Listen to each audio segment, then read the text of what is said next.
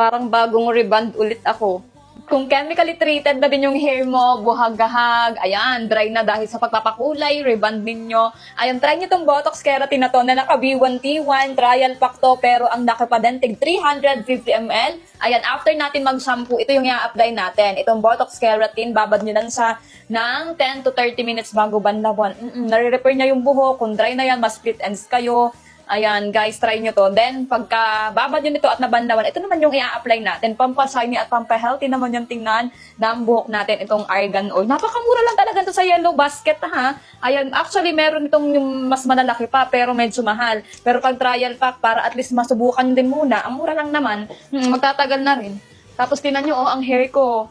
Ayan, ganyan, Binlower ko lang yan after kong marigo at tingnan nyo, parang bagong reband ulit ako. Talagang na-maintain na ganyan yung bagsak ng hair. Nandyan yung link dito sa Yellow Basket. Handa ko mag-check out na rin kayo.